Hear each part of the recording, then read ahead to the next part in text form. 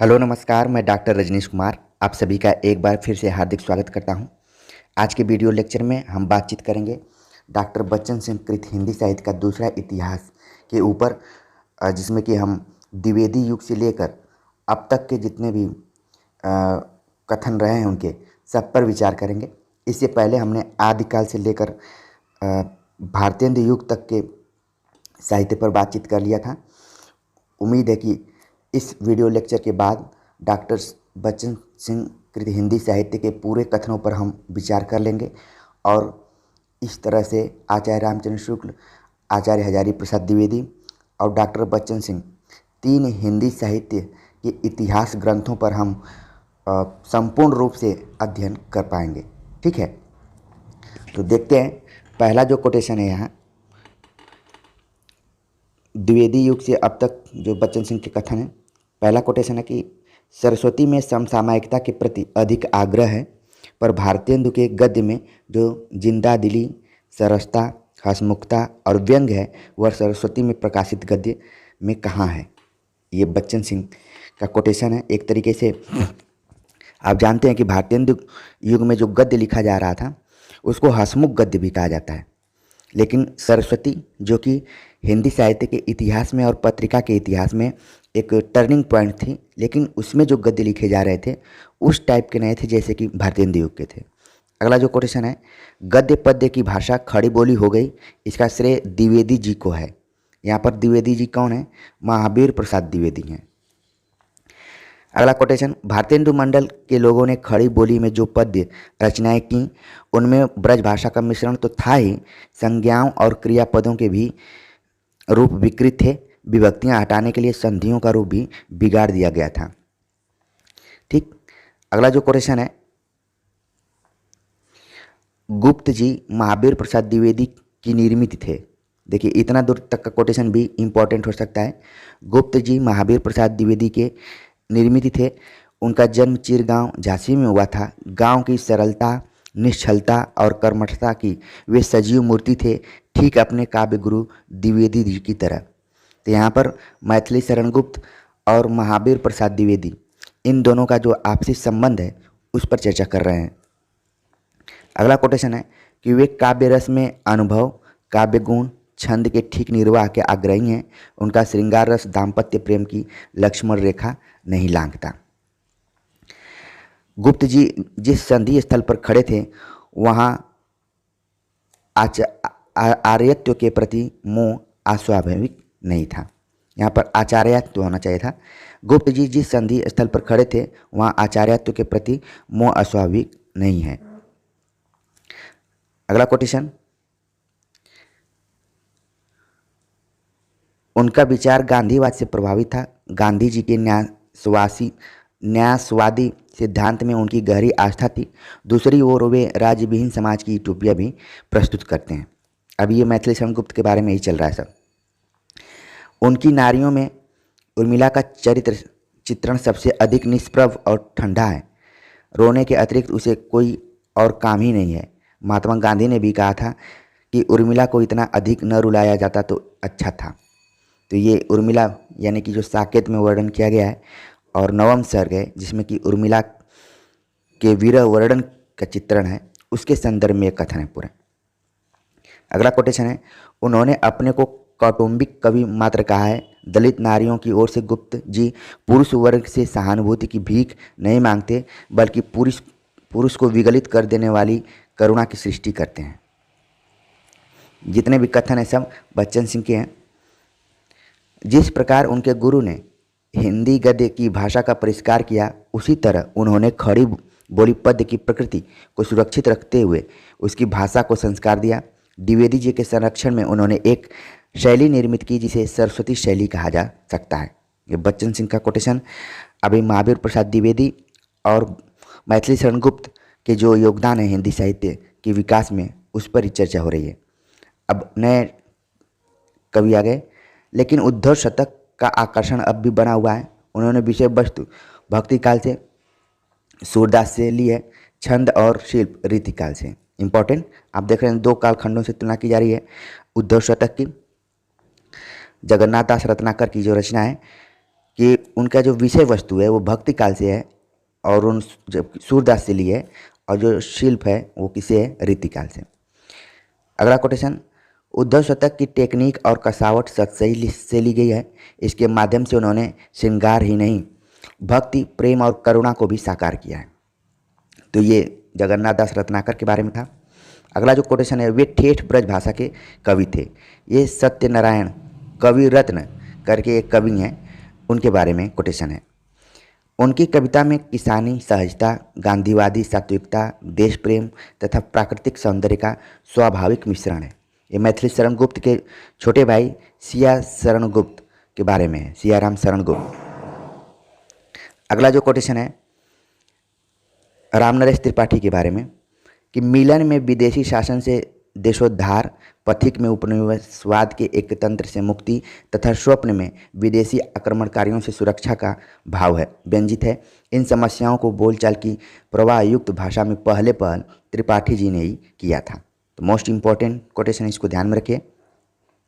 अगला कोटेशन है, वह अकादमीय साहित्यकार थे। जिस प्रकार भारतेंदु ने हिंदी गद्य का परिष्कार किया, उसे शैली दी, जिस प्रकार महावीर प्रसाद द्विवेदी ने भाषा को व्याकरण संस्कार दिया, उसी प्रकार श्याम सुंदर दास ने हिंदी साहित्य को अनुसंधान, प्राचीन ग्रंथों की खोज, कोश निर्माण, संपादन की ओर उन्मुख किया।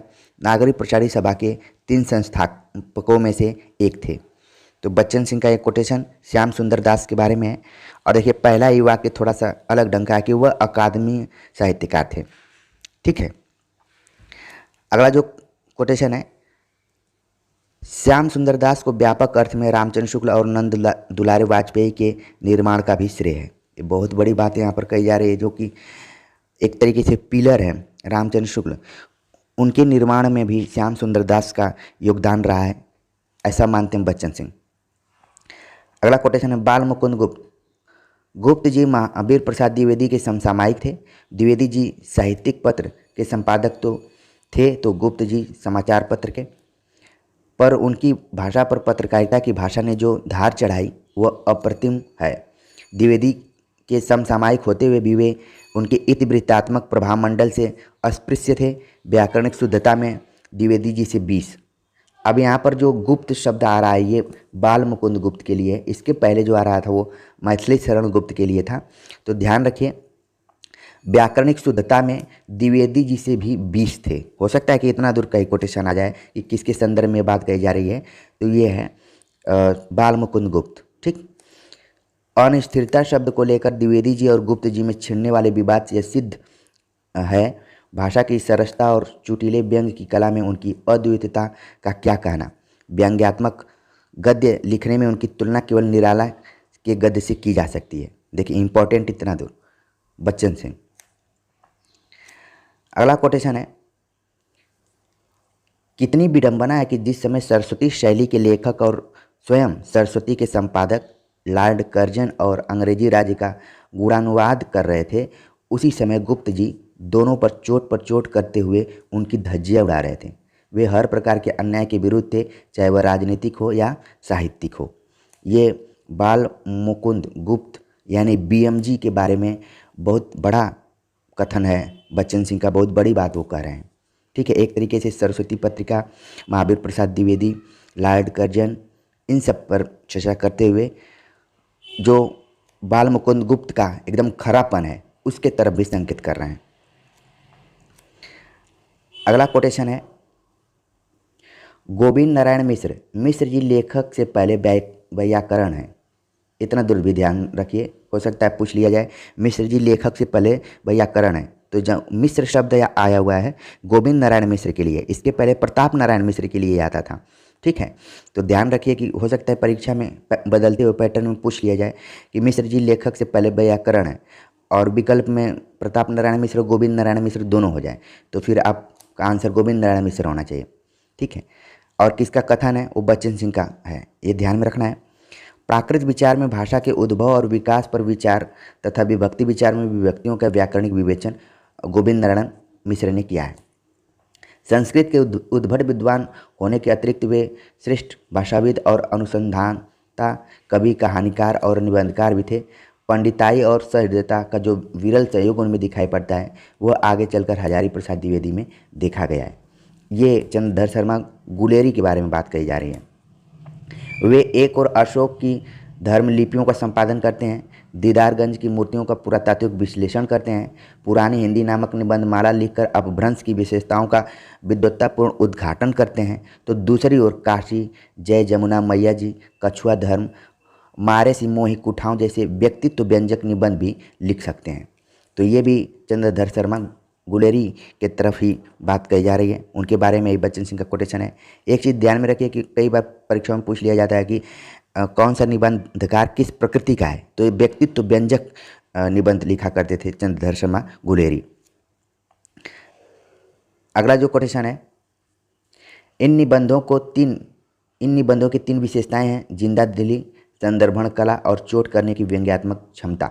भारतेंदु के निबंधों में जो जिंदा दिली मिलती है वह यहाँ थोड़ी संयमित हो जाती है। निबंधों के बीच में जो ऐतिहासिक और मिथकी संदर्भ ले आए जाते हैं वे उनके पांडित्य और प्रगतिशील मूल्यों के परिचायक हैं।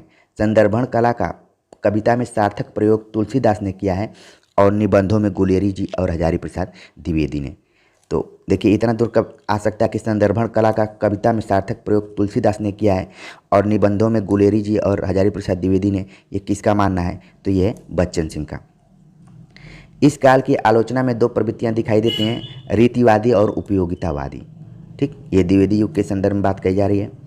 इस काल के दूसरे महत्वपूर्ण आलोचक हैं बद्रीनाथ भट्ट। उनका कहना है कि पुरानी लकीर पीटने से काम न चलेगा और न रूढ़िवादी भाषा ब्रज भाषा की बूढ़ी गाय से। तो काफ़ी चमत्कृत करने वाला कोटेशन है, तो ध्यान रखिए। बद्रीनाथ भट्ट जो कि कम यूज किए जाते हैं साहित्य में, लेकिन उनका एक बहुत ही ज़बरदस्त कथन यहाँ पर है कि पुरानी लकीर पीटने से काम न चलेगा और न रूढ़िवादी ब्रजभाषा की बूढ़ी गाय से, मतलब कुछ बदलाव करने की बात कर रहे हैं वो। अगला जो कोटेशन है, हिंदी साहित्य के इतिहास में 2 काल ऐसे हैं जो किसी भी अन्य साहित्य के इतिहास में नहीं मिलेंगे। इतिहास चाहे भारतीय साहित्यों का हो या भारतीयेतर साहित्यों का, वे काल हैं रीतिकाल और छायावाद काल। रीतिकाल का तो फिर भी एक अर्थ है, वह एक प्रणाली है और दृष्टिकोण है, लेकिन छायावाद का स्वयं में कोई अर्थ नहीं है। आधुनिक साहित्य का इतिहास लिखते समय यह बाधक सिद्ध होता है।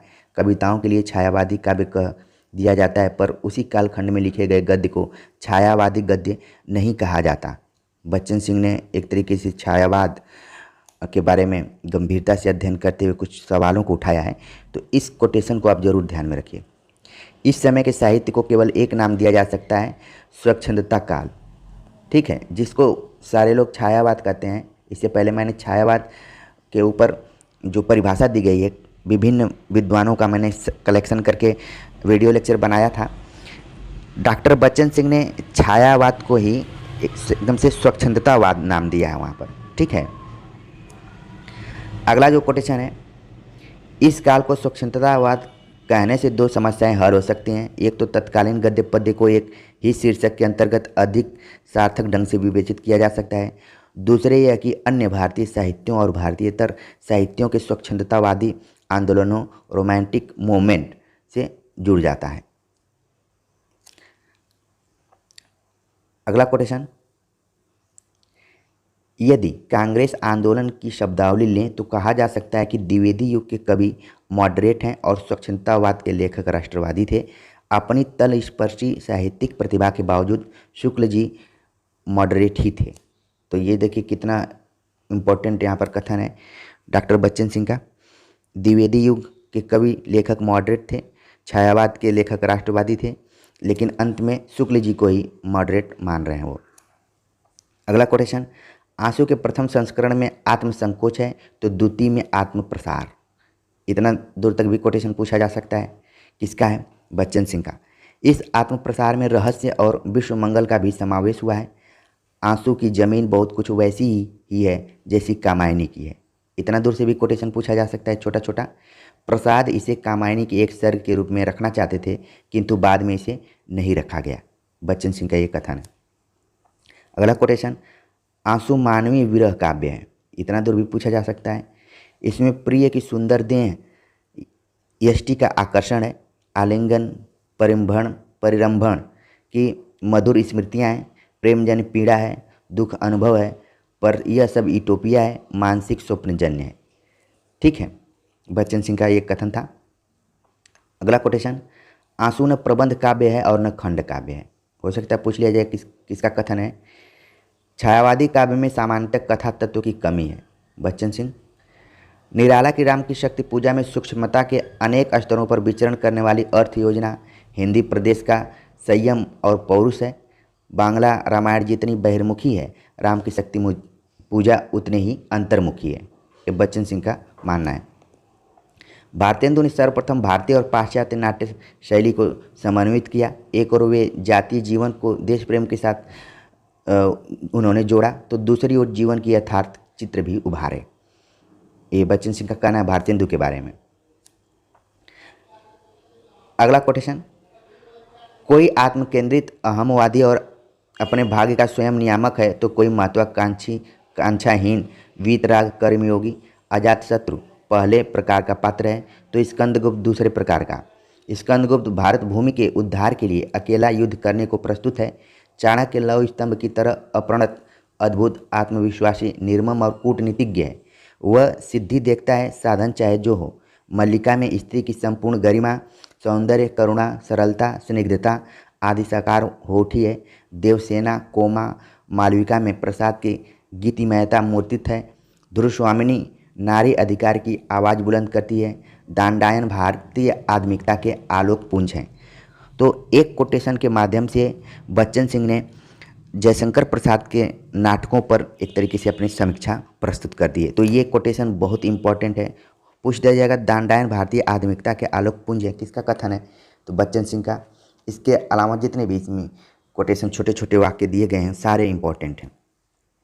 अगला कोटेशन, प्रसाद बुद्धिवाद के विरोधी थे, तो मिश्र जी बुद्धिवाद के समर्थक। उन्होंने बुद्धिवाद के समर्थक में लिखा है कि मैं बुद्धिवादी क्यों हूँ।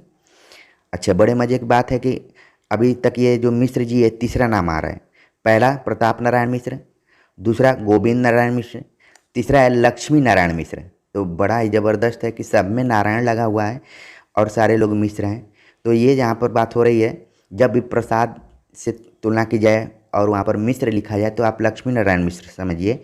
जब भी द्विवेदी युग में किसी मिश्र की बात की जाए तो गोविंद नारायण मिश्र समझिए, और जब भारतेंदु युग में किसी मिश्र की बात की जाए तो वह प्रताप नारायण मिश्र है। तो उम्मीद है कि समझ में आ गई होगी बात। अगला जो कोटेशन है, उनके नाटक शिल्प की दृष्टि से यथार्थवादी, कथ्य की दृष्टि से प्रतिक्रियावादी, उद्देश्य की दृष्टि से पुनरुत्थानवादी हैं। वे अपने नाटकों में भारतीय विवाह प्रणाली का समर्थन और स्वच्छंद प्रेम का विरोध करते हैं। ये लक्ष्मी नारायण मिश्र के बारे में ही है। वे हिंदी के पहले आधुनिकतावादी कथाकार हैं। ये कही जा रही है बात जैनेन्द्र के बारे में। ठीक, प्रेमचंद और जयशंकर प्रसाद के उपन्यासों में भी असत असत की कोटियाँ बनी हुई हैं। जैनेन्द्र सत असत के पूर्व निर्धारित कोटियों में विश्वास नहीं करते। उपन्यास वैवाहिक विडंबना पर आधारित है। विवाह का संबंध केवल दो व्यक्तियों से ही नहीं, पूरे समाज से है। इस विडंबना का शिकार मृणाल है। ठीक है, त्यागपत्र उपन्यास के संदर्भ में ये बात कही गई है। अगला जो कोटेशन है, रीति काव्य प्रणेताओं के प्रति वैसी नफरत न थी, उन्हें वैसी नफरत न थी जैसी कुछ लोग समझते हैं। वे उन्हें भावुक, सहृदय और निपुण कवि कहते थे। निपुण शब्द का अर्थ उन्हीं के शब्दों में रचना की बारीकी, काव्यांगों का सूक्ष्म विन्यास और हाथी दांत के टुकड़े पर महीन बेलबूटे हैं। इस कारीगरी के बावजूद वे बिहारी को परम उत्कृष्ट, देव को प्रगल्भ और प्रतिभा संपन्न, पद्माकर को मूर्ति विधायिनी कल्पना का सृष्टा कहते हैं। वे मतिराम की सरसता और भावों की अकृत्रिमता की सराहना करते हैं। घनानंद को वे रस साक्षात रस मूर्ति और जवादानी का दावा रखने वाला अन्यतम कवि कहते हैं। तो ये बात कही जा रही है आचार्य रामचंद्र शुक्ल के संदर्भ में बच्चन सिंह द्वारा। ठीक है, अगला जो कोटेशन है, छायावादी काव्य की आलोचना उनकी सीमा बन जाती है। तुलसीदास द्वारा खींची गई लक्ष्मण रेखा न तो कबीर के साथ न्याय करने देती है और न छायावाद के साथ। छायावाद शब्द का प्रयोग वे दो अर्थों में करते हैं, रहस्यवाद के अर्थ में और पद्धति विशेष के अर्थ में। ये भी आचार्य रामचंद्र शुक्ल का है और बच्चन सिंह ने इसके बारे में कहा है। अगला कोटेशन, उनकी आलोचना की प्रमुख विशेषता है उनकी अनावल अनाविल दृष्टि और निर्मल विवेचन। वे रूढ़ियों को कभी नहीं स्वीकारते, किंतु स्वस्थ परंपरा में उनका अटूट विश्वास है। ये परीक्षा में आया भी था, टीजीटी या पीजीटी के एग्ज़ाम में। ये विश्वनाथ प्रसाद मिश्र के बारे में एक कोटेशन बच्चन सिंह का है। ठीक, अगला कोटेशन है कि वे मूलतः सांस्कृतिक चेतना के कवि हैं। ये बात आ रही है नागार्जुन के बारे में। फिर दूसरा जो कोटेशन है कि दिनकर मुख्यतः आवेग के कवि हैं। ये बात है, ये बात कही जा रही है बच्चन सिंह द्वारा। एग्जाम में पूछा जा सकता है कि दिनकर मुख्यतः आवेग के कवि हैं, किसने कहा है? तो आप बच्चन सिंह। अगला कोटेशन है, कोई ऐसी वस्तु नहीं जिससे वह संबद्ध न हो। राग से, द्वेष से, आस्था से, अनास्था से वह आबद्ध है। स्वजन परिजन के प्यार की डोर में, प्रियजन के पलकों की कोर में, तीसरी चौथी पीढ़ियों की दंतुरित शिशु सुलभ हास में ये आबद्ध कविताएं हैं, अधिक संयमित, सरस और मर्म स्पर्शी। ये नागार्जुन के बारे में बात कही जा रही है बच्चन सिंह द्वारा। अगला जो कोटेशन है, नागार्जुन के भाषिक मुहावरे ठेठ गांव के हैं। जहाँ संस्कृत की सधी हुई पदावली मिलेगी वहाँ पर भी गंवई रंग चढ़ा हुआ है। एक ही कविता में वे सफलता पूर्वक कई प्रकार की पदावलियों, छंदों, लयों का प्रयोग करते हैं। छंदोबद्ध कविताओं में मैदानी नदियों की संयमित प्रवाह है, तो मुख्य छंदों में पहाड़ी नदियों की चलचलता। बच्चन सिंह, एक काफ़ी इंपॉर्टेंट कोटेशन, इसको आप दिमाग में रखिए। छंदोबद्ध कविताओं में मैदानी नदियों का संयमित प्रवाह है, तो मुक्त छंदों में पहाड़ी नदियों की चंचलता। दो क्षेत्रों की नदियों की तुलना की गई है, एक तो मैदानी क्षेत्र की और दूसरी पहाड़ी क्षेत्र की। तो ये काफ़ी काव्यात्मक टाइप का कोटेशन है और चमत्कृत कर देने वाला है बच्चन सिंह का। वे मुख्यतः प्रेम और प्रकृति सौंदर्य के कवि हैं। कहीं दोनों अलग हैं, कहीं दोनों का अद्भुत रासायनिक घोल है। ये बात कही जा रही है शमशेर बहादुर सिंह के बारे में। उनके प्रेम में गहरी आसक्ति भी है और छायावादी पवित्र वायवीयता भी, ये भी उन्हीं के बारे में है। ठीक है, तो इस तरीके से हमने द्विवेदी युग से लेकर अब तक, यानी कि विमर्शों तक, विमर्श जब आप पढ़ेंगे तो उसमें ज़्यादातर इम्पोर्टेंट कोटेशन मुझे नहीं लगे। ठीक है, और ख़ास तौर से जो कविता और गद्य का पोर्शन था उससे संबंधित कोटेशनों को छांटने की कोशिश की गई थी। उम्मीद है कि ये सब प्रयास आप सभी को अच्छा लगा होगा और आपकी तैयारी में ऑब्जेक्टिव के साथ साथ एक दृष्टि भी आपको मिली होगी कि कैसे हिंदी साहित्य का इतिहास पढ़ें और उसको सरलता के साथ अपने दिमाग में रखें। तो उम्मीद है कि आप सभी को अच्छा लगा होगा। कमेंट्स कर ज़रूर बताएंगे। मिलते हैं नए टॉपिक के साथ, तब तक के लिए नमस्कार।